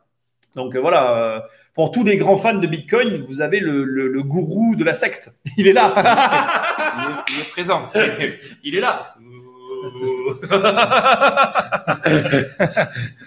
Le Bitcoin ne me déçoit jamais. Les banques pour me faire crédit IMO, oui. Ah ouais, alors là, bon, ben, un point pour toi. C'est ça. Un point pour toi. Juju, il me dit, t'as fait quoi comme étude? Ben, j'ai travaillé. Non, t'as plusieurs façons de l'avoir, la carte. C'est soit un BTS, soit c'est l'ICH. L'ICH a un peu plus de valeur sur le marché de l'emploi, hein, que le BTS, et la finalité est la même. Voilà. Top, plus besoin de prendre ta formation, Nico. Alors, il faut juste être mandataire pour toi. Ah. Alors, mais non, figure-toi que la formation est obligatoire pour être mandataire. La boucle est bouclée. La boucle est bouclée. Non, mais c'est indispensable d'avoir une formation de qualité, et je dirais que nous, on la propose de façon pluridisciplinaire. Pourquoi? Parce que déjà, c'est celle de Nico. Ça, et vous avez pas seulement la formation pour remplir un mandat, en vendre un, contacter un acheteur, etc. C'est qu'on a envie de vous apporter autre chose que seulement la qualité d'être un bon mandataire. C'est de la force de vous faire grandir à vous. Donc, ça fait un petit peu un discours, je sais pas comment on peut. C'est en gros, on a envie demain, si vous partez de chez nous, parce que malheureusement vous avez un autre projet, heureusement pour vous peut-être, qu'on vous a laissé quelque chose en bagage de positif qui vous permet de faire autre chose. Et si en plus on a pu vous faire acheter un investissement pendant le laps de temps que vous avez collaboré avec nous, on sera heureux. Et on reprendra quelqu'un à votre place, hein, c'est pas un problème. Mais par contre, on vous aura laissé quelque chose qui vous permettra, nous, côté humain, d'être très très intéressant. Vous n'êtes pas seulement vous n'êtes pas des clients en fait, vous êtes des collaborateurs. Dans les questions qu'on s'était posées, en fait, sur le réseau des mandataires, il y a beaucoup de réseaux qui ont calqué, de réseaux de mandataires, qui ont calqué leur système sur du MLM. Donc en gros, pour faire simple, je tire à boulet rouge sur personne de nos collègues. C'est des choix en fait. Eux, ils partent du principe que tu rentres chez eux et si tu fais rentrer des gens, tu touches de l'argent sur les gens qui rentrent. Nous, on fait absolument pas ça, ça n'existera jamais chez nous parce que nous, on dit, au lieu d'essayer d'avoir 5 ou 10 personnes qui travaillent en dessous de toi dans un réseau qui ne sera jamais à toi, on va pas se mentir, on préfère dire aux personnes qui travaillent avec nous, eh bien, nous, on va faire en sorte que chez nous, vous ayez 5 ou 10 appartements quand vous partiez. Je pense que ça a plus de valeur et plus d'intérêt de travailler sur vous parce que si vous vous développez, vous allez acquérir des compétences et ces compétences, vous les retrouverez sur le terrain. Et du coup, ça fait un cercle vertueux. On ne voyait pas avec Jérôme, quand on a parlé de tout ça, l'intérêt pour nos agents mandataires d'être capable d'embaucher des gens. Ça fait quoi? Ça leur donne une compétence d'embauche. Quel intérêt d'avoir une compétence à l'embauche quand on travaille, c'est de vendre des biens immobiliers. Donc pour nous, ça nous paraissait légitime que du coup ça me fait parler de mes formations, c'est comme ça.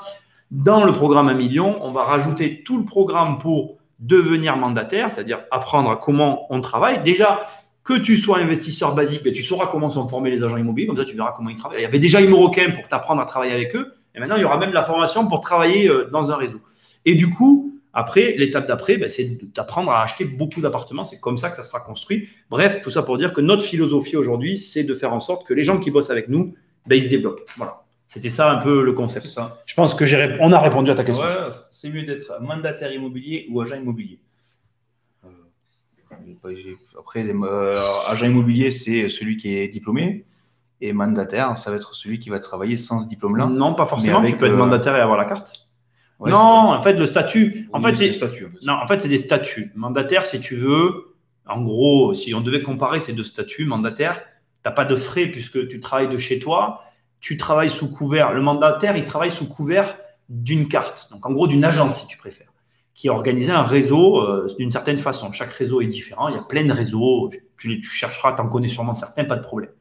Quand tu es mandataire, tes seuls frais sont finalement les l'argent que tu reverses au réseau selon ces modalités qu'il te propose. Et tu verras, il y a tout et rien, c'est très différent, c'est pas la question. Quand tu es agent immobilier, ben, tu te démerdes en fait. Ça veut dire que tu dois ouvrir ta boutique avec tes annonces que tu dois faire comme tout le monde là, pignon sur rue. Tu dois payer ton loyer donc de ton local professionnel. Tu dois aller chercher tes clients. Tu dois développer ton site internet. Tu dois tout faire. Alors après, attention, c'est un métier très noble et il n'y a pas de problème. C'est juste que c'est deux façons très différentes d'aborder le truc, quoi. Voilà. C'est aussi simple que ça. Nicolas, il m'a coupé vivement que 1 million soit de nouveau là. Mais alors, il peut te le dire, il vient, j'y travaille comme un idiot en ce moment. Je fais que, pas que ça, mais je travaille beaucoup, quoi. Ça donne vraiment envie de travailler avec vous. Ben, merci, Kenzie. Écoute, nous, ce qu'on essaye de faire, en tout cas, c'est on essaye de créer quelque chose de positif pour les clients, avant tout, et puis pour les gens qui bossent avec nous, pour que tout le monde s'y retrouve. Voilà. C'est ce qu'on essaye de faire. D'accord, car je vais faire un bac pro vente et ça parle beaucoup d'immobilier. Ben, effectivement, la vente, c'est vachement lié. Je ne suis pas surpris, hein, la vente est liée à l'immobilier. Ça me semble logique que tu sois là-dessus. Bon, Jérôme, il reste 10 minutes. Hein, on s'est perdu dans les très, très bien. D'ailleurs, merci à vous tous. On ne s'est pas perdu. On est très heureux. Mais il nous faut aborder le dernier sujet, le meilleur des sujets. Alors, attends, pourquoi non, ne me fais pas ça. Le foncier. Le foncier. Le foncier. C'est sympa ces petits sujets d'actualité. Alors, écoutez bien, c'est vraiment intéressant. Je vais le dire très calmement. En 10 ans, la taxe foncière s'est envolée de plus de 30%. C'est ça.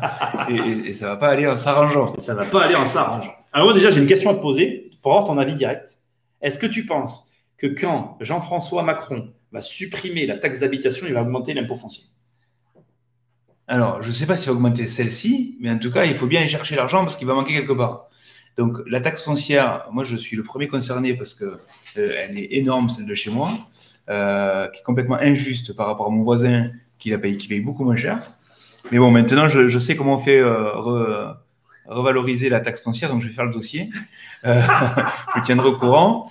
Mais il est évident que si on enlève une rentrée d'argent quelque part, on n'est pas stupide, il faut la récupérer quelque part. Donc, si on ne la met pas dans la taxe foncière, j'espère qu'ils ne la mettront pas. Bon, après, ils peuvent la mettre dans la TVA, sinon.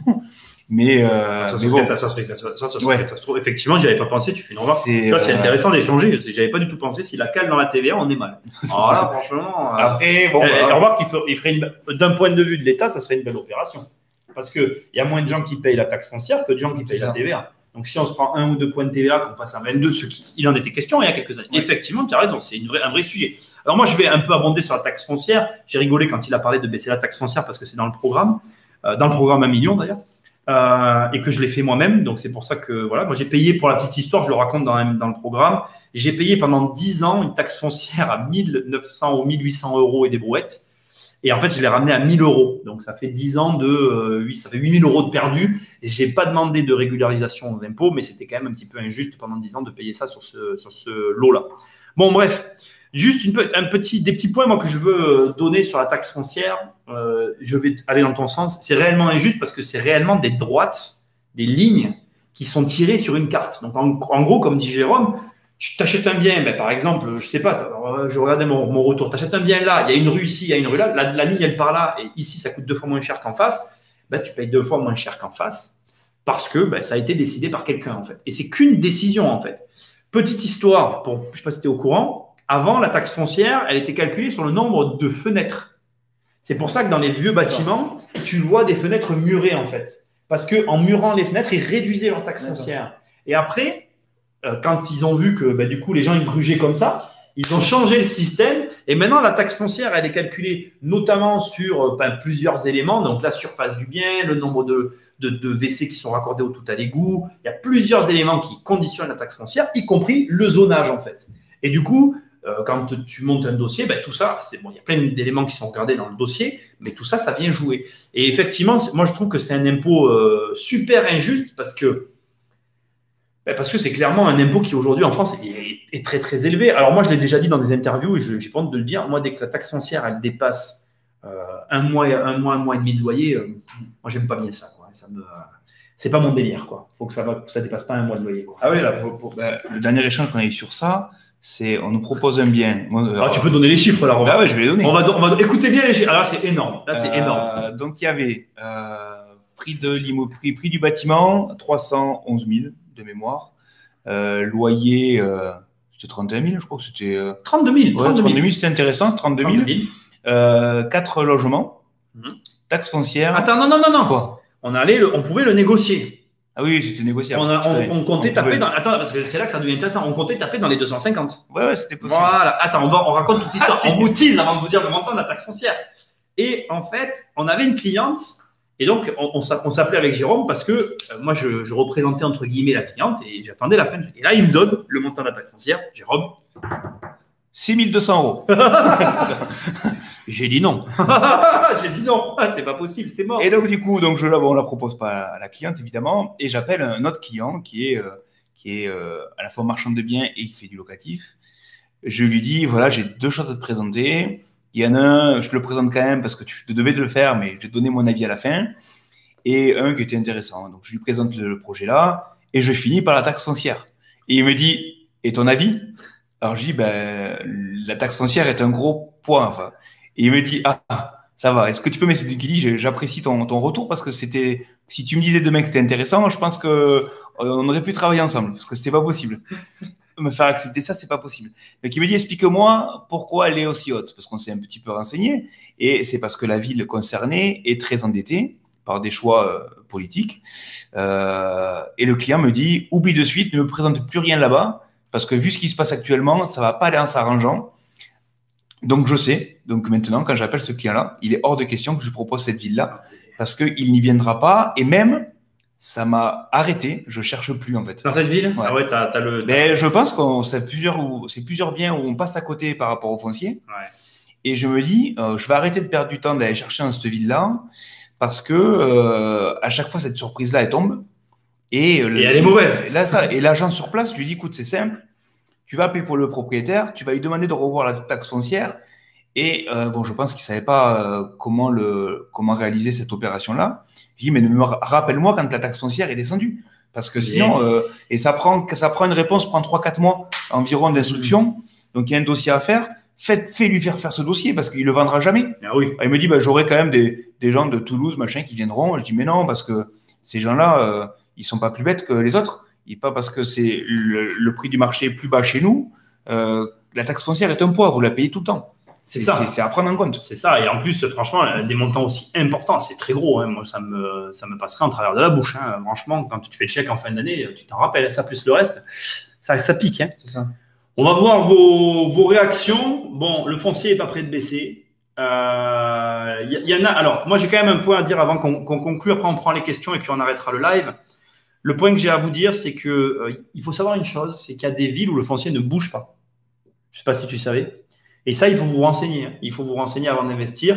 Par exemple, moi, dans ma région, il y a 2-3 villes où le foncier n'a pas bougé depuis 15 ans. En fait, il est resté au même niveau. Et donc, pareil, il faut bien vous renseigner sur les zones, parce que c'est pas parce que là où tu visites, c'est cher. Des fois, dans la même ville, dans une autre zone, c'est 2 fois moins cher. C'est un problème de zonage. Donc, fermé complètement parce que le foncier paraît cher au premier abord. Il faut bien prendre des renseignements sur la ville. Et franchement, ma règle, vous pouvez l'appliquer. Si vous dépassez un mois de loyer, enfin, si le foncier est supérieur à un mois de loyer, voilà, pour moi, c'est plus intéressant. Jusqu'à 1 mois et demi, mais grand maximum, quoi. Alors, Gabi nous dit, est-ce qu'on est sûr qu'elle ne va pas augmenter si on fait le dossier? Je te dirais que si elle augmente, c'est que vraiment, ils sont fous. Hein. Parce que passer de 6 000 € à l'augmenter, pour ma résidence principale, on se posait la question. Il y a un voisin dans la rue qui a la taxe aussi importante que moi. Il ne veut pas faire le dossier parce qu'il a peur d'en prendre plus. Non, c'est pas possible. En fait, tu n'auras pas un plus. Mais par contre, le problème, c'est que le dossier est un peu fastidieux et que, effectivement, tu t'exposes. En envoyant un dossier, tu t'exposes. Mais d'une autre façon, il faut faire ton calcul. Moi, pendant 10 ans, j'ai perdu 8 000 € sûr, quoi. C'est énorme. Donc après, il y a un moment donné, voilà, j'entends que ce soit, j'entends que ça puisse faire peur. Mais honnêtement, le jeu en vaut l'argent. Moi, je sais qu'aujourd'hui, j'ai pas de regrets quand je reçois ma taxe foncière, surtout sur ce lot-là. J'ai pas eu. Alors voilà, pour donner, moi, je vais vous donner les chiffres, comme ça, vous allez pouvoir vous faire une idée.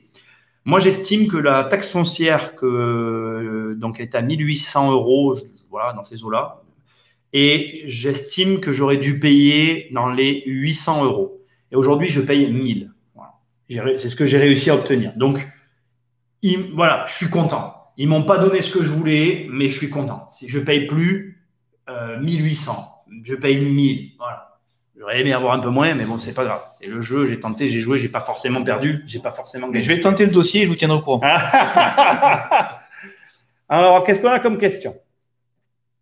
On était où là? Parce qu'il y a eu quelques questions, non? Il y a Richard 30 ans, il est là. Voilà, ça donne vraiment un. C'est bon, c'est comme la taxe d'habitation. Quand tu es proprio, quand tu es un fonctionnaire, il poussera un impôt. J'adore cette phrase. Salut, désolé, je prends en cours de route. Vous avez prévu de développer votre réseau partout en France. Alors, notre réseau Ludo est ouvert partout en France. Pareil, si tu as besoin de renseignements, tu as les liens dans le chat et je les mettrai je mettrai un lien en dessous dans les commentaires. Oui, c'est un réseau qui est ouvert partout en France. En fait, comme a expliqué Jérôme au début, tu n'étais peut-être pas là. Oui, tu l'as dit que tu venais de prendre en cours. En fait, on a une centrale de gestion. Donc, après, notre concept, il doit être expliqué. Je pense qu'il faut un entretien téléphonique pour l'expliquer quand même parce que ce n'est pas quelque chose de classique. Mais voilà, c'est un réseau qui est ouvert partout en France et on est en train de se développer tranquillement. Changer de destination. Un local commercial permet de réduire la taxe foncière de façon considérable et par la même occasion, tu peux faire un joli appartement si tu le loues en Airbnb. Alors, passion moteur, oui, tu as tout à fait raison, c'est une très bonne stratégie. Il y a juste un bémol, c'est que, et ça, on en parlait aussi la dernière fois, tous les locaux commerciaux ne sont pas convertissables parce que des fois, franchement, tu as des locaux commerciaux, même si l'autorisation est simple à avoir, ça, je ne le remets pas en cause, mais parfois, franchement, on en parlait la dernière fois, tu te sens dans un aquarium, quoi. Faut pas faire n'importe quoi. Ouais, il faut pas faire n'importe quoi. Voilà, je suis pas en train de dire non, je dis oui, tu as raison, c'est une très bonne stratégie que je connais. Mais il faut être vigilant de ne pas le faire à tort et à travers parce qu'il y a des fois, c'est la meilleure solution, mais sur le papier. Mais dans les faits, en fait, c'est pas du tout ce qu'il faut faire, quoi. Voilà. Pour moi, c'est obligé que ça monte. Je suis du même avis que Jérôme. Ah ouais, le foncier, il parle. Ah ben de toute façon, si. Bah, ouais. D'accord. Moi, j'espère pas non plus, mais bon. Tu as le formulaire H2 à demander. Oui, pour le changement de destination, il n'y a pas que ça. Tu es sûr que quand tu fais un dossier de taxe foncière, elle n'augmente pas? Ben non, elle n'augmentera pas, mais elle peut au pire ne pas baisser. Tu es sûr de toi? Comment ça se justifie une baisse de taxe foncière? Gabi, tu as tout dans le programme. Je ne vais pas le faire maintenant, on est à la fin en plus, donc voilà. Merci pour ta réponse. Comment savoir que la taxe foncière est trop chère? Non, mais c'est une bonne question. Je suis assez d'accord avec. Quand tu payes et que tu fais la tête, c'est qu'elle est trop chère. Non, mais moi, je suis juste renseigné, en fait. Ça me paraissait énorme par rapport au bien. Alors, je savais quand je l'achetais, en fait, que ma taxe foncière perso était chère. Et je me suis renseigné à côté et c'est la moitié. Donc, je veux bien que mon bien est quelque chose de différent par rapport aux voisins d'à côté. Mais de là avoir la moitié, c'est compliqué. Pour de l'investissement, c'est simple. C'est que si c'est ce qui entache ta rentabilité, c'est qu'il y a un problème sur la taxe foncière. Non, mais je comprends. Pour moi, je comprends ce qu'il veut dire. C'est quand même compliqué. Moi, regarde, je crois qu'on en avait parlé de ta taxe foncière. Je la trouvais pas ouf, mais parce que moi, je payais 2 fois plus que toi ici à Nîmes, en fait. C'est toujours aussi proportionnel aussi à tes revenus. C'est compliqué, en fait, de savoir.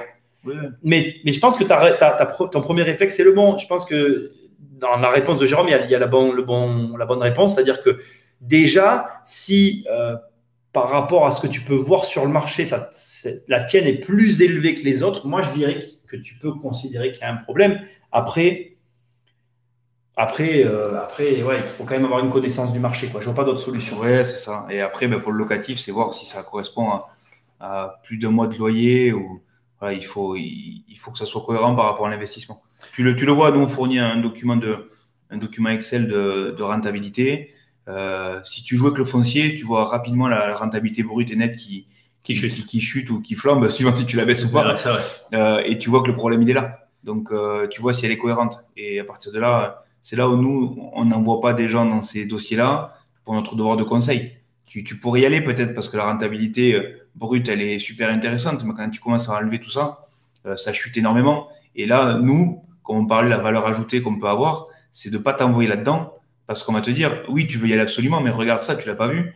C'est énorme. De payer 6 000 € par an de foncier pour 30 000 de revenus, c'est énorme. Tu te rends compte, à 2008, j'ai hurlé, c'est pendant 10 ans, j'avais payé 6 000 €, mais c'est ça. C'est le prix d'un appart, quoi. Enfin, je veux dire, à un moment donné, faut pas délirer, quoi. La réalité aussi que je veux dire, c'est que les pratiques les plus courantes en France, pour donner des notions que moi, que je côtoie dans ma région, c'est 1 à 2 mois de loyer. Au-delà, c'est déraisonnable. En gros, raisonnez comme ça. Dès que tu commences à travailler, tu as une année de travail. Voilà, tu as une année de travail. Tu sais, quand tu travailles en tant que salarié, tu commences à bosser pour toi à partir de juillet. C'est déjà assez lunaire l'histoire. Quand tu dis ça, moi, ça me. Voilà, en gros, pendant 6 mois, tu travailles pour l'État.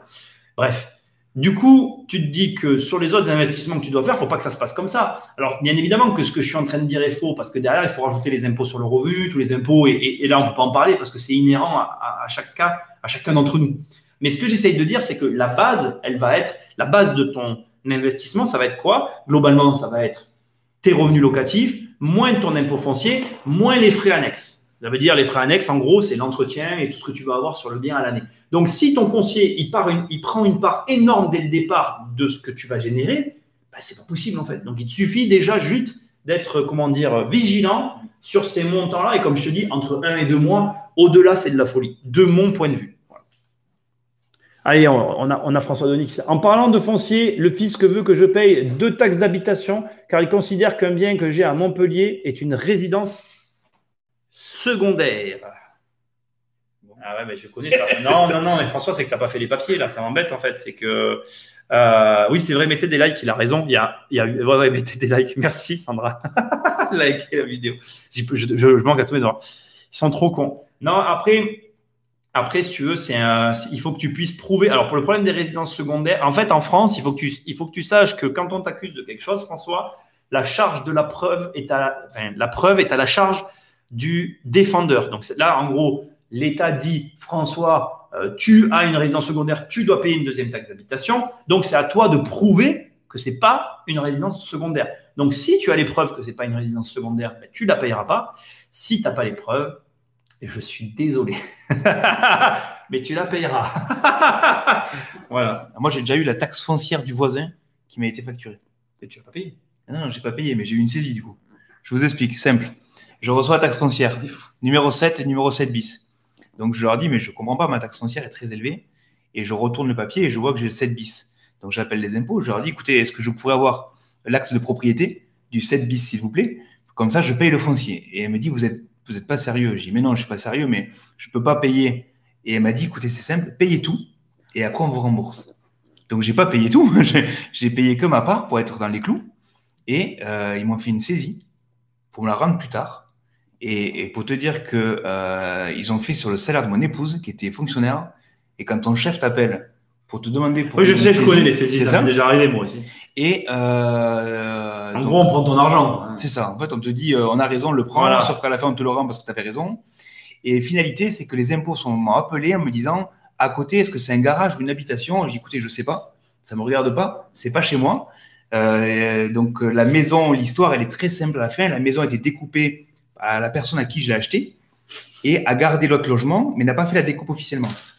Donc, c'est curieux parce que le notaire aurait dû peut-être voir l'histoire au début, tu vois. Mais voilà, le notaire n'a pas déclaré aux impôts, mais j'ai payé la taxe foncière du voisin, quoi.